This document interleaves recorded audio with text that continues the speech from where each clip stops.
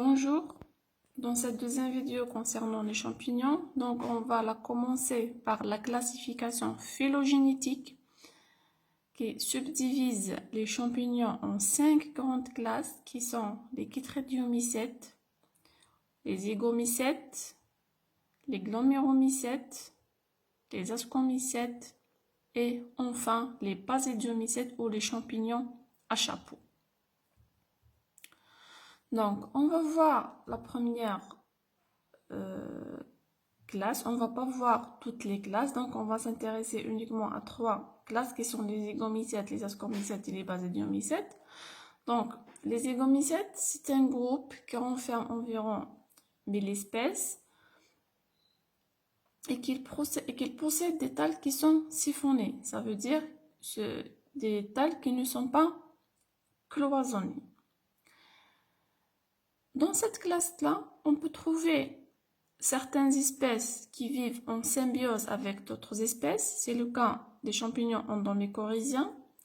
Comme on peut trouver des espèces qui sont saprophytes, donc qui se nourrissent des débris végétaux morts, qui se nourrissent de la matière organique morte. Et on peut trouver aussi d'autres espèces qui sont parasites. C'est le cas des mycoses. Pour la reproduction des zygomycètes, elle peut se faire d'une manière asexuée, soit par stolon ou par germination des spores, qu'on appelle les endospores. Donc ici, ça, c'est un stolon. Donc c'est un organe qui va émerger à partir d'un mycélium. Et ce stolon-là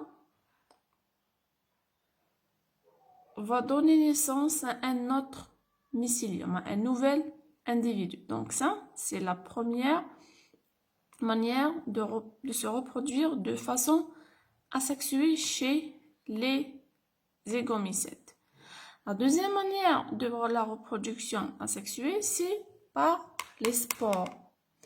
Et ces spores-là, ce sont des spores endogènes parce qu'elles sont produites à l'intérieur d'un sac qu'on appelle un sporocyste. Donc un sporocyste, c'est quoi? C'est, si on divise le mot en deux, sporo c'est par rapport au spore, cyste c'est un sac. Donc c'est un sac qui contient à l'intérieur des spores. Et puisque ce sont des spores qui sont produites à l'intérieur d'un sac, donc on les appelle, on les qualifie par des endospores. Donc ça, c'est les deux manières de reproduction asexuée chez les zygomycètes, qui sont soit par stolon, soit par les endospores. Chaque endospore va donner naissance à un nouvel individu. Donc ça, c'est le détail d'un sporocyste. Ça, c'est le sporocystophore. Donc, c'est celui qui porte le sporocyste. Pour la reproduction sexuée, elle implique la cystogamie, donc la fusion ou la conjugaison des gamétocystes.